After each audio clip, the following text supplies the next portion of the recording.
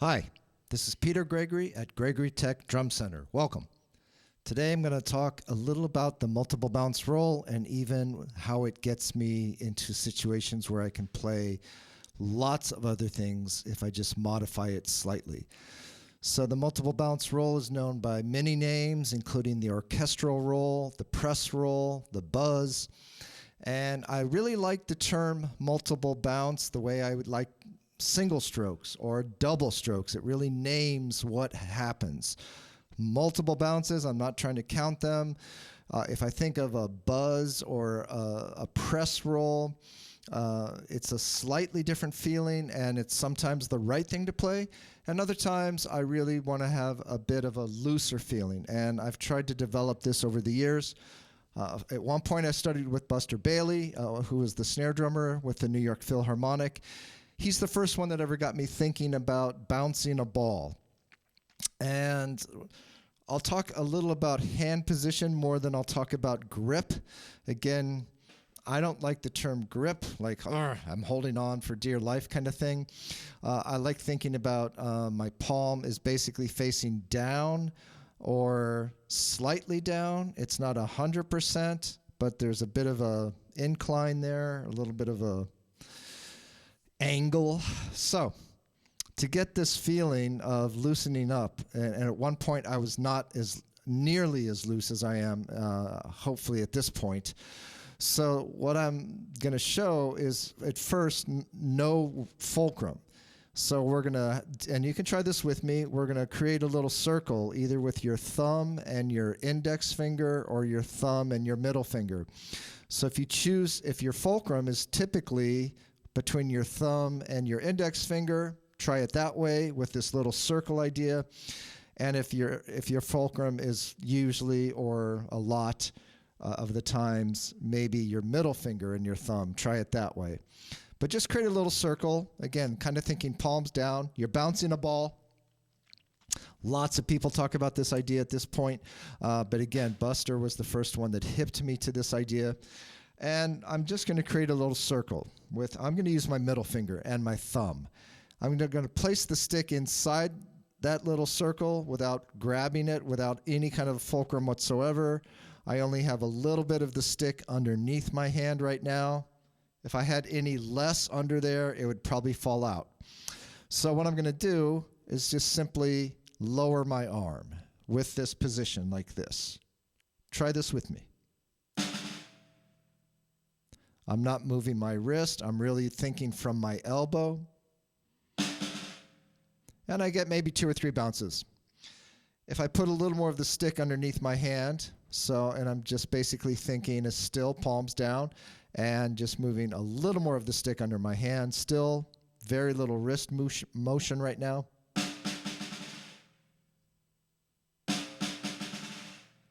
That's kind of cool.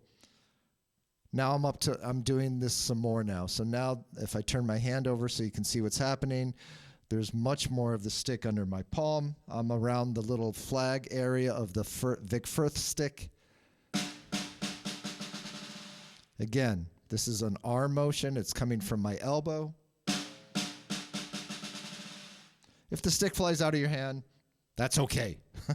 That happens. You can try this with your left side or your non-dominant side. If you happen to be a lefty, try it with your right hand. If obviously I'm a righty, so I'm going to try it with my left hand. It may not be as good. We'll see. Again, we can try finding where that stick wants to have all those bounces. If I move up again, I'll try to move up in a similar way.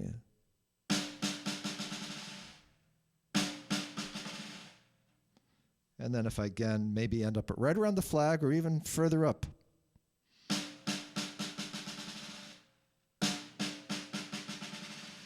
This is the basis of my multiple bounce roll. I'm trying to control that now. I'm trying to, with my fulcrum, so now we will have a fulcrum. I do tend to use my middle finger. And then the back 3 fingers, including the middle finger, become what I call the cradle, where the stick can really just sit inside that cradle when it's resting. The cradle is key to this idea as far as what's going to come down the road later.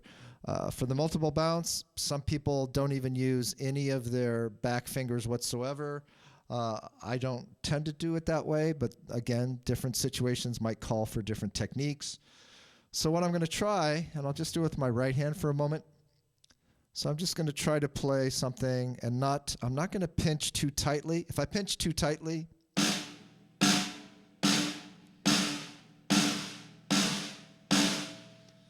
there's a lot of tension right in here, all the way, I can feel it all the way up into my elbow, maybe further up even. If I don't have enough tension,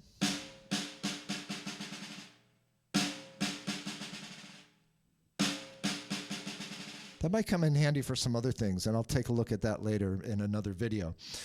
But what we're looking for in this particular situation is developing something like consistent legato, I should say. And so we're trying to overlap the bounces at some point. I won't do that initially, but again, if I start with one hand,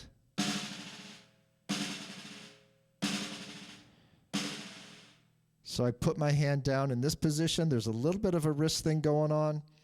And then I'm really opening up my hand, like I'm tossing that ball. And then the ball, I want to collect it. John Riley talks about that idea, collecting the stick at the end of a 3-note pattern, playing a jazz ride pattern.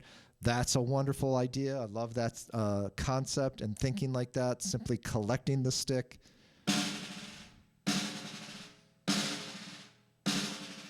If I come up too high, or if the one thing I'm not doing, if I come up too high, I'm going to get a really big sound. And also if I come up in this hinge-like way, I don't tend to play like that very often, so I'm not going to start the whole process by doing from my wrist like this.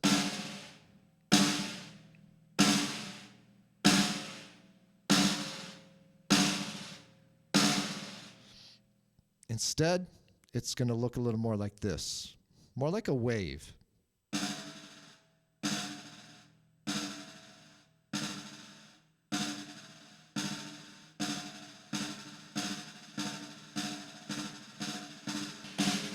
If you're getting really big notes at the beginning of each of those, then that's something to really pay attention to. I'm going to try to get rid of those.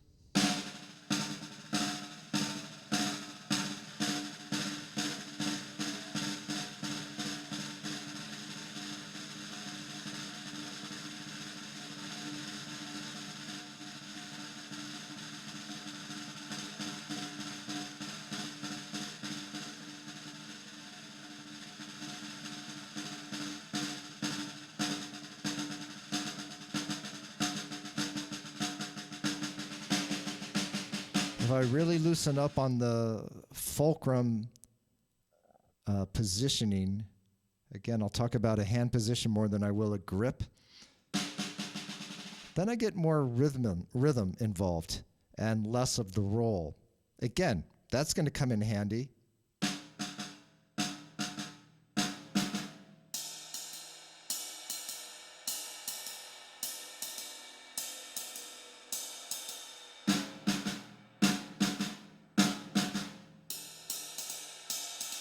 Very similar idea here.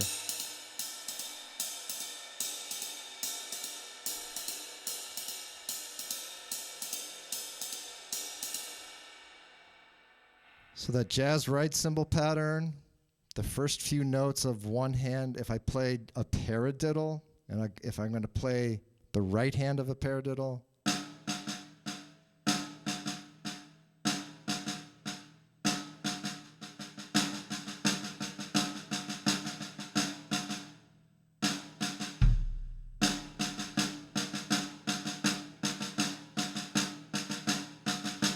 if I take out the second note of a paradiddle, that's what I'm playing right now.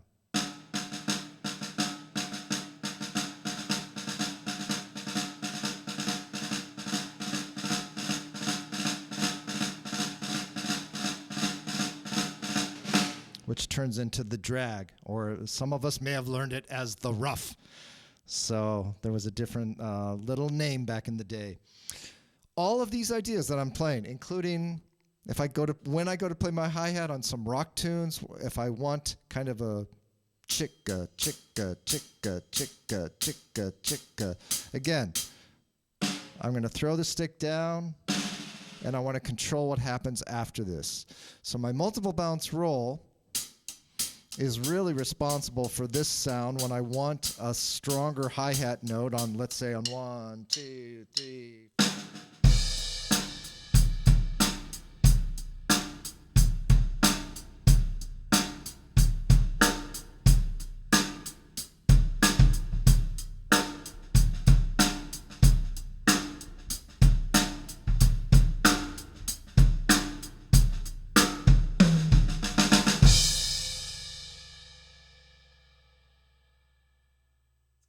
It's also what's behind my double stroke.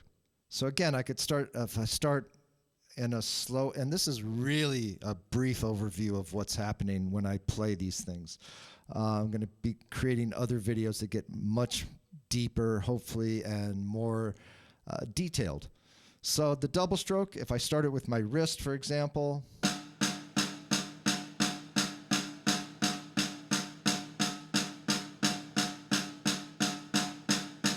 again, that's not going to be able to go very fast, very cleanly at faster speeds, and it's going to start sounding just not as fluid. Again, a little tighter sounding, and again, I'm not a fan of that, and I don't want to work hard unless I have to.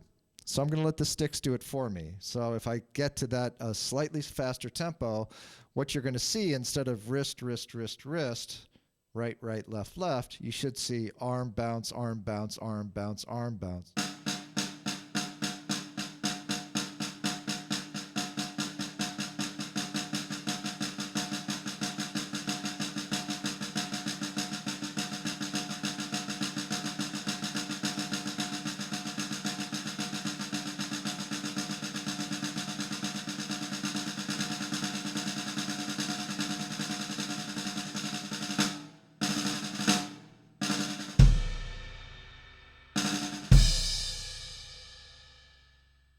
So my doubles are still really an extension of my multiple bounce. So again, if I have a little more pressure in the fulcrum, I'm going to get that idea.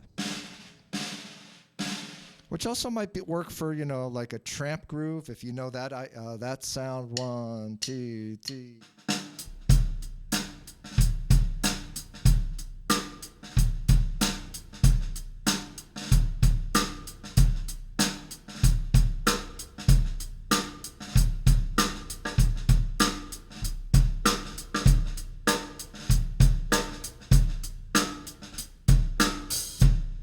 So when you have that idea, that might be a little buzzier, a little more similar to a press roll or a buzz, where I want it to go zzz.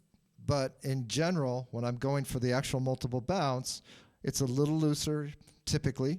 It has to be based on the tempo of the piece and what your arms are going to be doing rhythmically, the main ideas with your arms.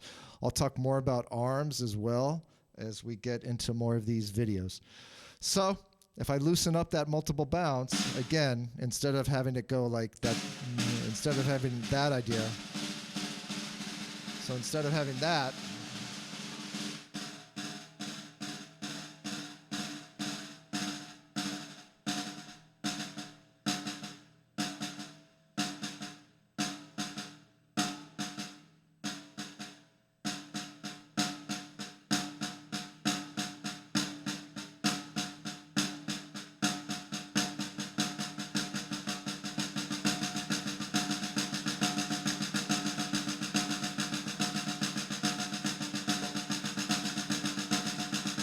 and there's a triple stroke roll. These are all just variations in my mind and how I look at these things. These are all just variations about how much pressure is inside my fulcrum based off of this multiple bounce roll. It's my jazz ride pattern. It can be this rock hi-hat thing. It can be doubles, triples, again, the paradiddle or the drag. It's amazing to me that Buster was able to change so many things for me based off of one idea. I went to him to really try to learn how to play a multiple bounce. and he changed my entire approach to this instrument. So it's my little thank you to Buster as well. So I hope you found this useful. This is a video I did mainly for Joe. Joe. So I'm teaching online with a lot of my students at this point, and of course, this is a really weird time with the coronavirus and all this, and I hope everyone's staying healthy and staying safe. We're not out of the woods yet, and so even though I'm teaching online with many of my students, I'm also posting some videos, and for them specifically, and if other people find these helpful, great, and that's the goal as well. And so leave me a comment or ask me to do something else, or be nice if you can. But I love hearing from people. So Peter Gregory, Gregory Tech Drum Center, thank you for finding me. Take care.